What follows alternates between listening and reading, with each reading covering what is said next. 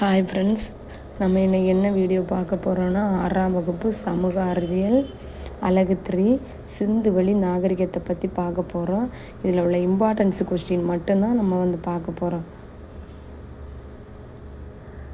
உலகின் தொன்மையான நதிக்கரை நாகரிகங்கள் மெசபடோமியா நாகரிகம், சிந்துவெளி நாகரிகம், எகிப்து நாகரிகம், சீனா நாகரிகம் உலகில் மிக பழமையான நாகரிகம் இந்த நாகரிகம். அப்புறம் மனிதர்களின் வாழ்க்கை நிலை, மனிதர்களோட வாழ்க்கை நிலை முதலில் குழுக்களாக இருந்துச்சு. அப்புறம் சமுதாயங்கள், அப்புறம் சமூகங்கள், அப்புறம் நாகரிகங்கள். முதல்ல குழுக்களாக சேர்ந்துருந்தாங்க, அப்புறம் பிரிஞ்சு சமுதாயங்களாகிடுச்சு, அப்புறம் சமூகங்களாகிடுச்சு, அப்புறம் நாகரிகங்களாக மாறிடுச்சு. ஆற்றங்கரைகள் நாகரிக தொட்டில்கள் என அழைக்கப்படுகின்றன. அப்புறம் நாகரிகம் என்ற சொல் பண்டைய லத்தீன் மொழி சொல்லான சிவிஸ் என்பதிலிருந்து பெறப்பட்டது. நாகரிகம் சொல் பழைய காலத்து லத்தீன் மொழி சொல்லான சிவிஸ் என்பதிலிருந்து பெறப்பட்டது. இதன் பொருள் நகரமாகும். நாகரிகத்தோட பொருள் என்னது? நகரத்தை தான் நாகரிகம்னு சொல்கிறாங்க. இது பண்டைய லத்தீன் மொழியிலான சிவிஸ் இந்த மொழி சொல்லிருந்து பெறப்பட்டது. ஹரப்பா வரலாற்று ஆதாரங்கள். ஹரப்பா நகரத்தின் இடிபாடுகளை முதலில் கண்டறிந்தவர் சார்லஸ் மேசன்.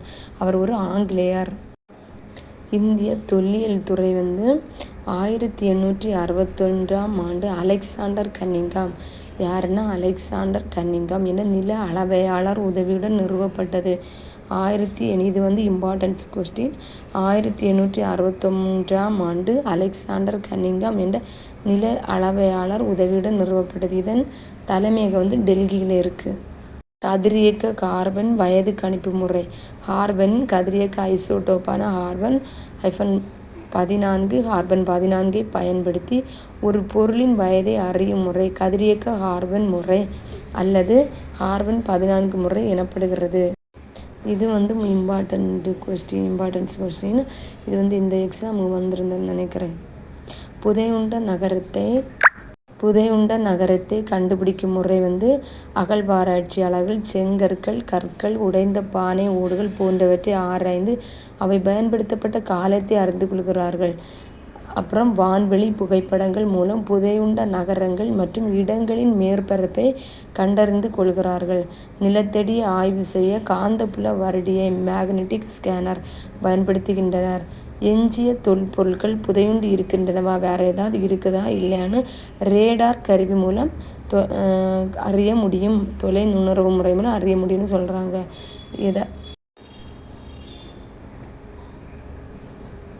அப்புறம் ஹரப்பா நாகரிகம் ஒரு நகர நாகரிகமாகும். ஹரப்பா நாகரிகம் என்னது? ஒரு நகர நாகரிகம் ஆகும். செங்கற்களால் கட்டப்பட்ட சுவர்களை கொண்ட தானிய களஞ்சியம் ஒன்று ஹரியானா மாநிலத்தில் உள்ள ராகி கருகில் கண்டுபிடிக்கப்பட்டது. செங்கற்களால் கட்டப்பட்ட ஒரு தானிய களஞ்சியம் ஹரியானா மாநிலத்தில் உள்ள ராகி கருகின்னு ஒரு இடத்துல கண்டுபிடிக்கும். இது முதிர்ச்சி அடைந்த முன்னாடி பழைய காலத்து ஹரப்பா காலத்தை சேர்ந்தது. இது பழைய காலத்து ஹரப்பா காலத்தை சேர்ந்தது. ஹரப்பா நாகரிகத்தின் முக்கிய நகரங்கள் என்னென்னா தோலபிரா, லோத்தல் குஜராத்தில் இருக்குது, காலிபங்கன் ராஜஸ்தான், அம்ரி, ஹோட் டிஜி, கன்வோரிவாலா, மிட்டதாய், ராகி கர்கி, மந்தா, ஹரப்பா, மொகஞ்சதாரு இந்திய பாகிஸ்தான். மொகஞ்சதாரு இப்போ உள்ள பாகிஸ்தான் பகுதியில் இருக்குது. ஹரப்பா நகரத்தின் முக்கிய நகரங்கள் இது